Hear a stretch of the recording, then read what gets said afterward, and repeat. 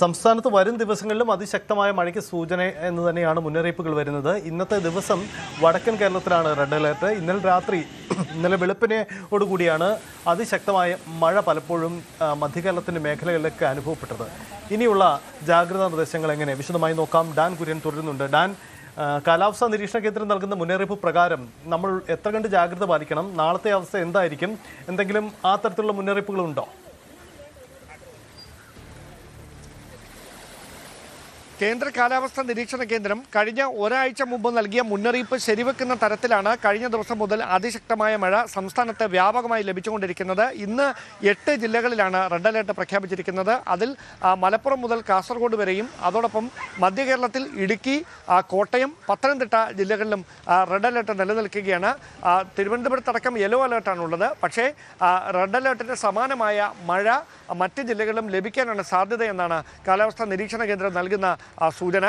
മറ്റ് ജില്ലകളിൽ, അതായത് പ്രത്യേകിച്ച് ഇടുക്കി, കോട്ടയം, പത്തനംതിട്ട ജില്ലകളിൽ അതിതീവ്രമായ മഴ ഇന്നലെ വൈകുന്നേരം തുടങ്ങിയ മഴയാണ്. അതിപ്പോഴും ശക്തമായി തന്നെ പല മേഖലകളിലും അങ്ങനെ തന്നെ തുടരുകയാണ്. നമുക്കറിയാം, റാന്നി, പത്തനംതിട്ടയിലെ റാന്നി, കോട്ടയത്ത് പാല ഉൾപ്പെടെയുള്ള സ്ഥലങ്ങളിൽ പല മേഖലകളും വെള്ളത്തിനടിയിലാണ്. ഒറ്റപ്പെട്ട സ്ഥലങ്ങളിൽ അതിശക്തമായ മഴയാണ് പെയ്യുകയും അത് ഈ ഉരുൾപൊട്ടലിന് സമാനമായ തരത്തിലേക്ക് സാഹചര്യങ്ങൾ എത്തിക്കുകയുമായിരുന്നു. അതുകൊണ്ട് തന്നെ ഈ മലയോര മേഖലകളിൽ, പ്രത്യേകിച്ച് തീക്കോയി, ഈരാറ്റുപേട്ട മേഖലകളിലൊക്കെ മലയോര മേഖലകളിൽ താമസിക്കുന്നവർ കർശനമായ ജാഗ്രത പാലിക്കണമെന്ന നിർദ്ദേശം നൽകിയിട്ടുണ്ട്. ദുരിതാശ്വാസ ക്യാമ്പുകൾ കോട്ടയത്തടക്കം തുറന്നിട്ടുമുണ്ട്. എന്തായാലും മധ്യ കേരളത്തിലാണ് ഇന്നലെ രാത്രി മുതൽ പെയ്യുന്ന മഴയിൽ, അതിതീവ്രമായ മഴയിൽ കെടുതികൾ രൂക്ഷമായിരിക്കുന്നത്.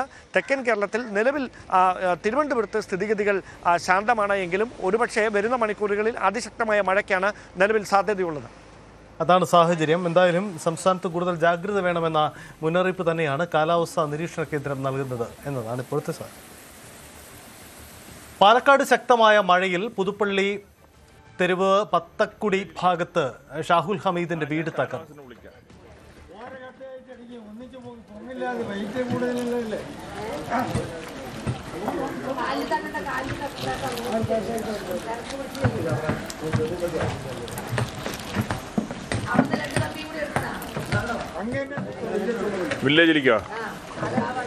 മണ്ണാർക്കാട് അലനല്ലൂർ കണ്ണംകുണ്ട് പാലത്തിൽ വെള്ളം കയറി.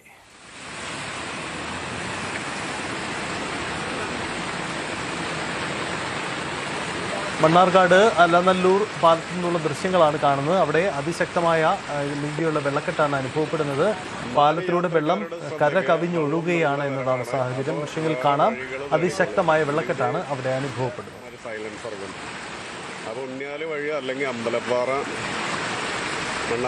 പലയിടങ്ങളിലും ആളുകൾ ഒറ്റപ്പെട്ട അവസ്ഥയിൽ തന്നെയാണ് മുന്നോട്ട് പോകുന്നത്. മണ്ണാർക്കാട് അരക്കുറിശ്ശിയിൽ റോഡ് നിറഞ്ഞ് കവിഞ്ഞത് യാത്ര തടസ്സപ്പെട്ടു. നിരവധി ജനങ്ങൾ ഇതോടെ ഒറ്റപ്പെട്ട് കഴിയുന്നു എന്നതാണ് അവിടുത്തെ സാഹചര്യം. റോഡ് നിറഞ്ഞ് പലപ്പോഴും പാലക്കാട് ജില്ലയുടെ സാഹചര്യങ്ങളാണ്. അവിടുത്തെ പ്രാദേശിക മേഖലകളിലൊക്കെ ഈ സമാനമായ അവസ്ഥയാണ് അനുഭവപ്പെടുന്നത്. പലയിടങ്ങളും ഒറ്റപ്പെട്ട അവസ്ഥ എന്നതാണ്. സംസ്ഥാനത്ത് വ്യാപകമായ വലിയ മഴയാണ് അനുഭവപ്പെടുന്നത്. അതിന്റെ പ്രതിഫലനം പാലക്കാട് ജില്ലയിലും ഉണ്ടാകും. ഈ റോട്ടിൽ ഇപ്പോൾ മുട്ടിലധികം വെള്ളമുണ്ട്. മംഗലം ഡാമിന്റെ സ്പിൽവേ ഷട്ടറുകളും തുറന്നിട്ടുണ്ട്. മംഗലം പുഴയുടെ തീരവാസികൾ ജാഗ്രത പാലിക്കണമെന്ന നിർദ്ദേശവും നൽകിയിട്ടുണ്ട്.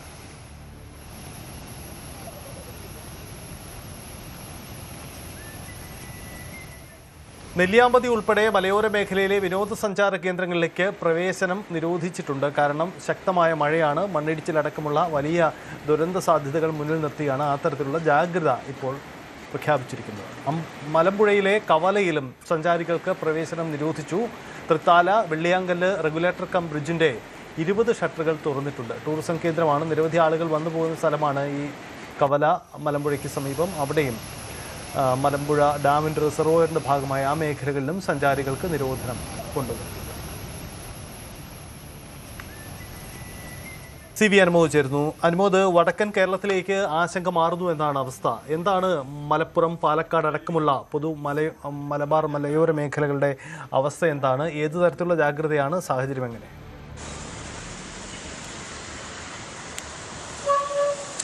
സജിത്, പാലക്കാട് ജില്ലയിൽ മലയോര മേഖല, പ്രത്യേകിച്ച് സൈന്യവാലിയുടെ ഭാഗമായിട്ടുള്ള മണ്ണാർക്കാട്, അലനല്ലൂര് തുടങ്ങിയ മേഖലകളിലാണ് മഴ വലിയ നാശമുണ്ടാക്കിയിരിക്കുന്നത്. അവിടെ പലയിടങ്ങളിലും വെള്ളം കയറുകയും റോഡുകൾ മൂടുകയും ആളുകൾക്ക് സഞ്ചാരിക്കാൻ കഴിയാത്ത ഒരു സാഹചര്യം ഉണ്ടാവുകയും ചെയ്തിട്ടുണ്ട്. അരക്കുറിശ്ശിയിൽ റോഡ് നിറഞ്ഞു കഴിഞ്ഞു. അവിടെ ആളുകൾ പുറത്തു പോകാൻ കഴിയാത്ത അവസ്ഥയിലാണ്. അതുപോലെ തന്നെ കണ്ണംകുണ്ട് ഭാഗത്തും വെള്ളം കയറിയതിനെ തുടർന്ന് പാലം മൂടിയ അവസ്ഥയാണുള്ളത്. അവിടെയും ആളുകൾക്ക് എവിടേക്കും പോകാൻ കഴിയാത്ത ഭാഗമാണ്. അതുപോലെ പത്തക്കുടി ഭാഗത്ത് ഒരു വീട് തകർന്നു. പക്ഷേ ഇവിടെയും ആളപായം ഉണ്ടായിട്ടില്ല എന്നുള്ളതാണ് പ്രധാനപ്പെട്ട ഒരു കാര്യം. അതുപോലെ തന്നെ പ്രധാനപ്പെട്ട ഡാമുകളിൽ മംഗലം ഡാം തുറന്നിട്ടുണ്ട്. അതുപോലെ കാഞ്ഞിരപ്പുഴ ഡാം അല്പസമയത്തിനകം ഉച്ചയ്ക്ക് ശേഷം തുറക്കുമെന്ന അറിയിപ്പ് ഇതിനോടകം നൽകിയിട്ടുണ്ട്. പാലക്കാട് തൃത്താല വെളിയാങ്കല്ല് റെഗുലേറ്റർ കം ബ്രിഡ്ജും തുറന്നിട്ടുണ്ട്. ഭാരതപ്പുഴയിലെ തീരത്തുള്ളവർക്ക് അതുകൊണ്ട് ജാഗ്രതാ നിർദ്ദേശം പുറപ്പെടുവിച്ചിരിക്കുകയാണ്. ഈ വെളിയാങ്കല്ല് തുറക്കുമ്പോഴും അതുപോലെ തന്നെ കാഞ്ഞിരപ്പുഴ ഡാം തുറക്കുമ്പോഴുമൊക്കെ അതിൻ്റെ തീരങ്ങളിൽ, അതായത് മലപ്പുറം ജില്ലയുടെ ഭാഗമായിട്ടുള്ള കുന്തിപ്പുഴയിലും ജലനിരപ്പ് ഉയരാനുള്ളൊരു സാധ്യതയാണ് ഈ കാഞ്ഞിരപ്പുഴ ഡാം തുറക്കുമ്പോൾ ഉണ്ടാകുന്ന അവസ്ഥ.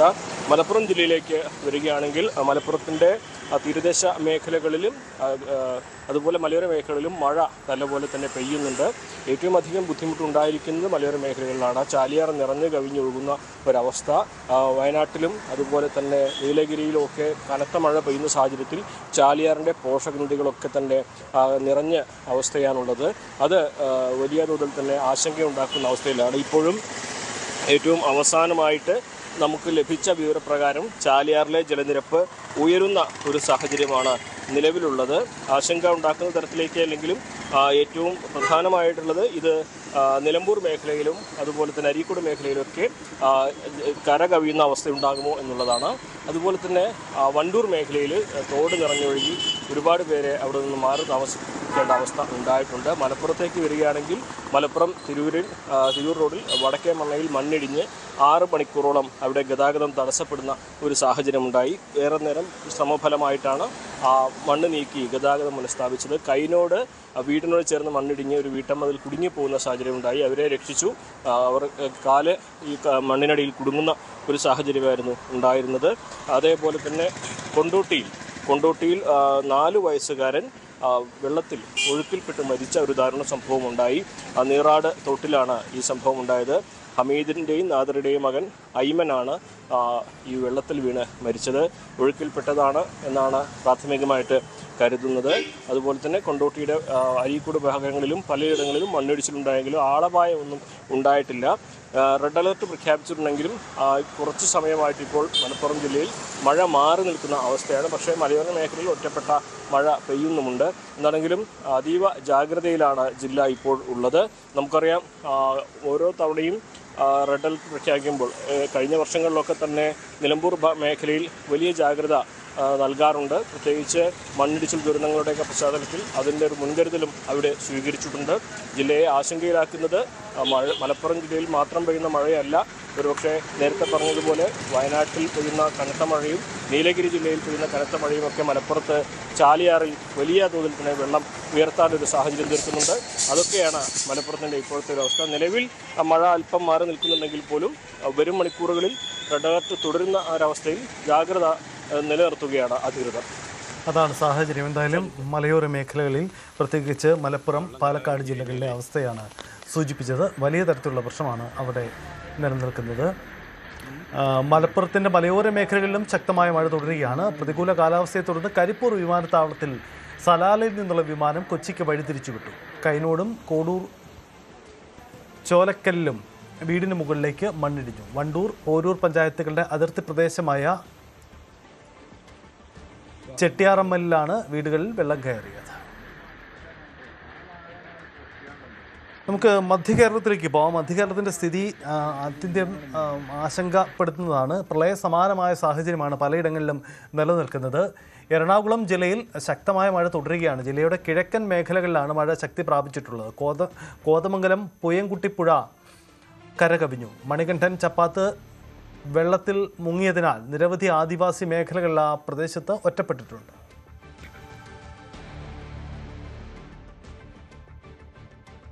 മൂവാറ്റുപുഴ നഗരത്തിലും മഴയിൽ കനത്ത വെള്ളക്കെട്ട് രൂപപ്പെട്ടു. ആലുവ ക്ഷേത്രം വെള്ളത്തിൽ മുങ്ങി. ആലുവ ക്ഷേത്രത്തിൻ്റെ ദൃശ്യങ്ങളാണ് നമ്മൾ കാണുന്നത്. സാധാരണ വെള്ളക്കെട്ടിൽ മുങ്ങിപ്പോകുന്ന അതാണ്, പുഴയിലേക്ക് ഇറങ്ങിയാണ് ക്ഷേത്രം സ്ഥിതി ചെയ്യുന്നത്. പക്ഷേ ഇപ്പോഴത്തെ കാഴ്ച കാണുക, അതീവ മോശം സാഹചര്യമാണ് അവിടെ. ആ രീതിയിലാണ് വെള്ളം കയറിയേക്കുന്നത്. ക്ഷേത്രം ഏറെക്കുറെ വെള്ളത്തിൽ മൂടപ്പെട്ട നിലയിൽ തന്നെയാണ് ഇപ്പോഴത്തെ അവസ്ഥ. കൊച്ചി നഗരത്തിൽ മഴയുടെ ശക്തി കുറവായതിനാൽ വെള്ളക്കെട്ടുകൾ എവിടെയും ഇതുവരെ രൂപപ്പെട്ടിട്ടില്ല. കടലാക്രമണ ഭീഷണിയുള്ള ജില്ലയുടെ തീരമേഖലകളിൽ കനത്ത ജാഗ്രത പുലർത്തുകയാണ്. എറണാകുളം ജില്ലയിൽ എവിടെയും മറ്റ് അനിഷ്ട സംഭവങ്ങളൊന്നും ഇതുവരെ റിപ്പോർട്ട് ചെയ്തിട്ടുമില്ല. ഡാനി പോൾ ഉണ്ട് നമുക്കൊപ്പം. ഡാനി, ആലുവയുടെ അവസ്ഥ നമ്മൾക്ക് ദൃശ്യങ്ങൾ കാണുകയാണ്. ക്ഷേത്രം പൂർണ്ണമായും മൂടിയ അവസ്ഥയിലേക്ക് വരുന്നു. മറ്റു മേഖലകളുടെ അവസ്ഥ എന്താണ്? ഇതാ ഇപ്പോൾ കാര്യമായ അനിഷ്ട സംഭവങ്ങളില്ലെങ്കിലും ഭീതിതമായ അവസ്ഥകൾ ഉണ്ടാക്കുന്ന സാഹചര്യമുണ്ടോ ജില്ലയിൽ? എന്താണ് പൊതു സാഹചര്യം?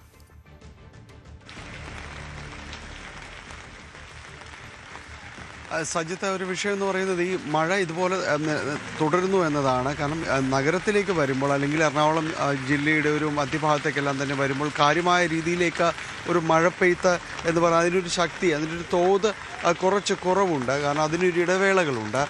മഴച്ചാറ്റിലായിട്ടെല്ലാം തന്നെ കുറേയധികം സമയം നിലനിൽക്കുന്നു എന്നതാണ്. പക്ഷേ ജില്ലയുടെ കിഴക്ക് ഭാഗത്ത് സ്ഥിതി അതല്ല. ജില്ലയുടെ കിഴക്കൻ മേഖലകളിലേക്ക് പോകുമ്പോൾ, ഇപ്പോൾ കോതമംഗലം, മൂവാറ്റുപുഴ, പിറവം തുടങ്ങിയ മേഖലകളിലേക്കെല്ലാം പോകുമ്പോൾ ശക്തമായ രീതിയിൽ മഴ തുടരുന്നു എന്നത് വളരെ ആശങ്കപ്പെടുത്തുന്ന ഒരവസ്ഥ തന്നെയാണ്. കിഴക്കൻ മേഖലയിൽ മഴ തുടരുന്നത് മണ്ണിടിച്ചിലിനുള്ള, മരം വീഴ്ചയ്ക്കുള്ള ഇതിനെല്ലാം സാധ്യതകളും നിലനിൽക്കുന്നതാണ്. ഒപ്പം തന്നെയും ഈ സമീപത്തെ പുഴകളെല്ലാം സംഗമിക്കുന്നത് വരുന്നത് പെരിയാറിലേക്കാണ്. പെരിയാറാണ് നമ്മളിപ്പോൾ ഈ ദൃശ്യങ്ങൾ കാണുന്ന ആലുവ ക്ഷേത്രത്തിന് സമീപമുള്ള ക്ഷേത്രത്തിലേക്കുള്ള പെരിയാറിൻ്റെ ആ ദൃശ്യങ്ങളാണ്. മണപ്പുറം ഏതാണ്ട് പൂർണ്ണമായും മൂടപ്പെട്ടു എന്നതാണ്. ക്ഷേത്രത്തിൻ്റെ ഏതാണ്ട് പകുതിയോളം തന്നെ വെള്ളം കയറുന്ന ഒരവസ്ഥയിലേക്ക് വരുന്നു. എന്തായാലും ജില്ലയുടെ കിഴക്കൻ മേഖലകളിൽ ആശങ്കപ്പെടുത്തുന്ന സ്ഥിതി തുടരുന്നു.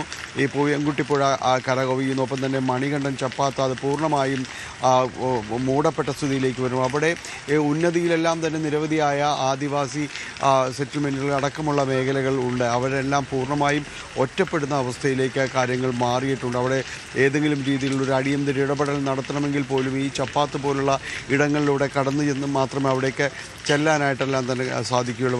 വളരെ ദുഷ്കരമായൊരവസ്ഥ ആ ജില്ലയുടെ കിഴക്കൻ മേഖലയിൽ അടക്കം നിലനിൽക്കുന്നുണ്ട്. അപ്പോൾ ഈ പെയ്ത്ത് വെള്ളം ഇറങ്ങി വരുന്നത് മറ്റിടങ്ങളിലേക്ക്, മൂവാറ്റുപുഴ ടൗണിലടക്കം, ഇലാഹിയ നഗറിലടക്കം പൂർണ്ണമായും വെള്ളക്കെട്ടിൻ്റെ പിടിയിലേക്ക് നഗരം, മൂവാറ്റുപുഴ ടൗണെല്ലാം തന്നെ വരുന്ന അവസ്ഥയിലേക്കെല്ലാം തന്നെ കാര്യങ്ങൾ വരുന്നുണ്ട്. അപ്പോൾ ജില്ലയുടെ കിഴക്ക് ഭാഗത്തെ സാഹചര്യങ്ങൾ അത്ര കണ്ട പന്തിയല്ല. ഈ മഴ ഇതുപോലെ തുടരുകയാണെങ്കിൽ അത് ദുഷ്കരമാകും സാഹചര്യങ്ങൾ. നിലവിലത്തെ കാലാവസ്ഥ മുന്നറിയിപ്പ് അനുസരിച്ചുകൊണ്ട് നാളെയെല്ലാം യെല്ലോ അലർട്ട് വന്നിരിക്കുന്നത് കുറച്ചെങ്കിലും ഒരു ആശ്വാസകരമാണ്.